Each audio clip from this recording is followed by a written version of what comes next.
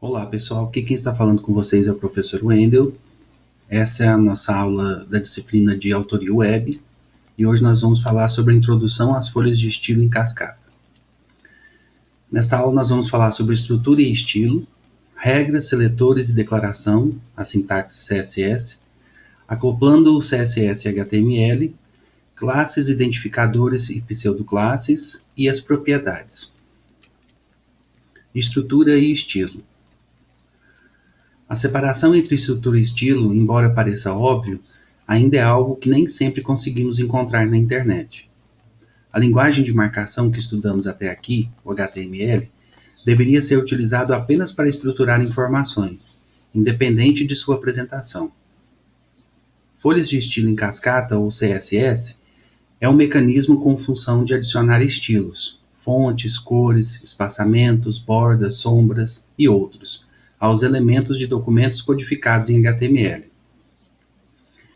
A CSS tem por finalidade devolver ao HTML o propósito inicial da linguagem, ou seja, a marcação e a estruturação de conteúdos. Segundo os idealizadores do HTML, não cabe a este fornecer informações ao navegador sobre a apresentação dos elementos, cores de fontes, tamanhos de textos, posicionamento e todo o aspecto visual de um documento não devem ser funções do HTML. Todas as funções de apresentação cabem à CSS, sendo esta a sua finalidade maior. Há uma frase consagrada que circula entre blogs e sites especializados em desenvolvimento web: HTML para estruturar e CSS para apresentar. Regras, seletores e declaração, sintaxe CSS.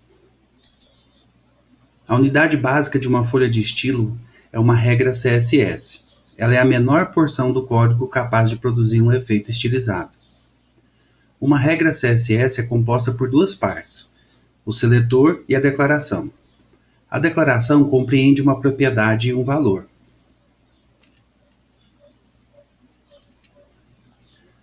O seletor é alvo da regra CSS. Genericamente, pode ser a tag do elemento de marcação ou então uma entidade capaz de definir com precisão em qual lugar da marcação a regra será aplicada. A declaração, além de determinar os parâmetros da estilização, compreende a propriedade que define qual característica do elemento alvo, determinada pelo seletor, será estilizada e o valor. As regras CSS podem conter múltiplas declarações, bastando para isso separá-las pelo sinal ponto e vírgula. Quando o valor de uma propriedade for uma palavra composta, separada por espaços, como o nome da fonte Time News Roman, devemos informá-lo entre aspas, simples ou duplas. Acoplando CSS e HTML. Existem diferentes formas de se vincular uma folha de estilos a um documento HTML.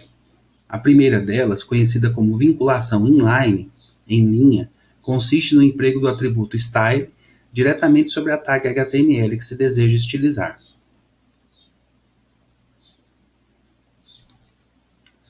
A forma mais eficiente de utilização de CSS em documentos HTML é a interligação externa. Vinculamos ao documento HTML um arquivo externo, normalmente com extensão CSS, e tal arquivo pode ser compartilhado por diferentes documentos do mesmo site, ou de outros. A vinculação externa de uma folha de estilos pode ser feita por meio da tag, ou link, que é utilizada para associar um arquivo externo ao documento HTML em questão. A vinculação de um arquivo externo, por se tratar de uma configuração para o documento, também deve ser feita na seção de cabeçalho. Tag read. Classes, identificadores e pseudoclasses. A utilização de regras CSS não está restrita aos seletores do tipo tags HTML. Existem três tipos de seletores que merecem nossa atenção: as classes, os identificadores e as pseudoclasses. Um seletor do tipo classe permite-nos alguns recursos interessantes. Por meio dele, podemos aplicar um mesmo estilo a diferentes elementos e também indicar que um mesmo elemento obedece a diferentes estilos. Para definir um seletor do tipo class, devemos iniciar a especificação do mesmo com o sinal de ponto final. A utilização de tal seletor em elementos de documento HTML ocorre por meio do atributo class, que é aceito pela maioria das tags HTML.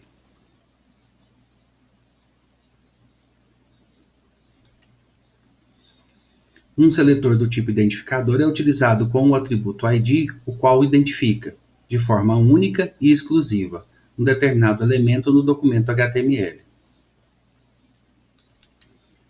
Há também um tipo especial de seletor denominado de pseudoclasse, que é utilizado para alcançar elementos que não são especificados por meio de uma marca. Propriedades. Fonte e efeitos sobre o texto. Font family, nome da fonte, o tipo de letra. Font style, estilo itálico ou oblíquo. Font weight, largura da fonte. Text decoration, especifica uma decoração para o texto, como sublinhado, riscado, sublinhado invertido. Font size, especifica o tamanho da fonte. Letter spacing, espaçamento entre letras. E word spacing, espaçamento entre palavras. Cores e fundos. Color, cor do texto. Background color, cor de fundo. Background image, imagem de fundo. Background repeat, define como a imagem de fundo será repetida. Background attachment, determina o comportamento da imagem em relação à rolagem da tela, página ou camada. Background position, o posicionamento da apresentação da imagem. Parágrafos. Text align, alinhamento de texto, à esquerda, à direita, centralizado e justificado. Text indent, recuo da primeira linha. Line rate, espaçamento entre linhas. Bordas, border width, espessura da borda, fina, média ou grossa.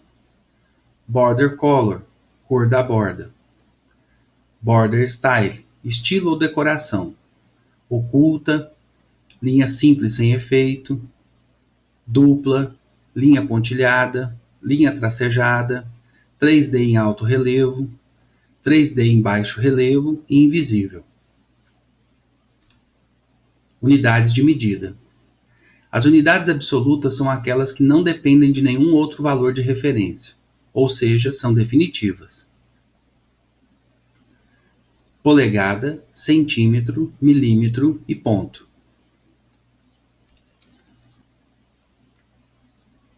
Unidades de medida relativas são aquelas que se utilizam de um valor de referência anteriormente definido. São de 3 tipos. EM, calculada em relação ao tamanho da fonte pré-definida. 1 EM é igual ao tamanho da fonte definido para o elemento a ser estilizado. EX, calculada em função da altura da letra X, minúscula da fonte adotada. Calculada em função da altura da letra X minúscula da fonte adotada. PX refere-se a um pixel. No entanto, como diferentes dispositivos utilizam diferentes resoluções de tela, o tamanho do pixel pode variar de dispositivo para dispositivo. Muito bem, pessoal, essas são as referências bibliográficas desta aula. Quero agradecer a audiência de vocês, um abraço e até breve.